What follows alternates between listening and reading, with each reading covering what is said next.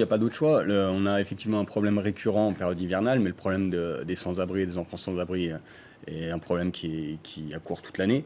Après, bien évidemment, en période hivernale, c'est plus d'actualité, c'est encore plus dangereux, plus difficile pour eux.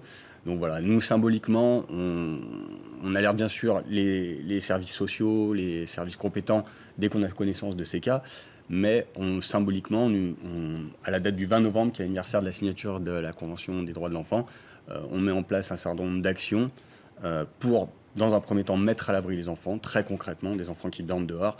Dans un deuxième temps, pour essayer de rendre visibles les situations et d'avoir un poids pour faire appliquer la loi de l'hébergement inconditionnel pour tous.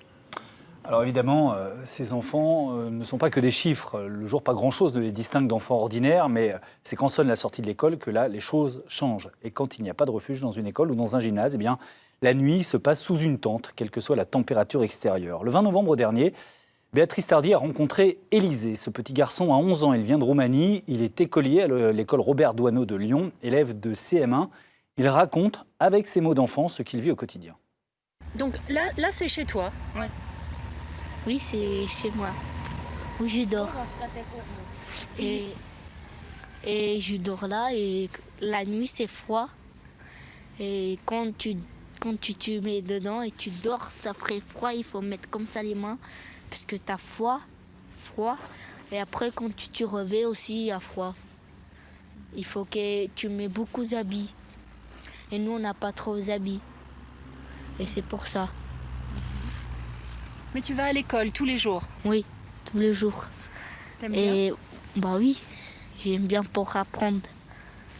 Pour que je lis, pour que je fais des travaux comme dans ma classe. Et aussi de la lecture, tout ça. Et par rapport aux autres élèves dans l'école? Bah, ils sont pas trop gentils, mais il y a des élèves qui sont gentils, qui jouent avec moi. Et aussi là, quand j'ai allé là-bas, elle est venue, elle a joué au cache-cache. Quand tu étais en Roumanie, tu étais dans une maison? Mais non, il est tout cassé, il pleut dedans. Qu'est-ce qui est tout cassé? Explique-moi. Les trucs qui tuent, comme les rouges, tu mets. Les tuiles? On n'a pas. Ouais. Et dans la pluie, on n'a pas rien. On n'a pas la lumière.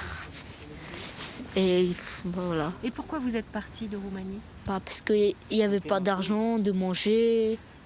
Et c'est pour ça qu'on est venu. Parce qu'on n'avait pas maison. Et là, quand on est venu, c'était chaud. Bah, nous, on allait il y avait une place où il y a des baraques. Bah, on allait là-bas et on a resté là-bas. Et après, la police est venue, on a dégagé. Et nous, on est venu ici. Et après, il était froid. Et bah, on a acheté le maître il m'a donné les deux tentes. Et on a mis du ça, comment ça s'appelle? Couverture. Des couvertures, de la matelas. Et ils ont dit à l'école que demain on va dormir là-bas. Je sais pas combien de temps. Vous allez dormir où? Bah, dans l'école. Et je sais pas combien de temps. C'est mieux? Oui, c'est mieux comme ici. Parce que là-bas, c'est un peu chaud. Et là, c'est froid. C'est pas comme dans l'école.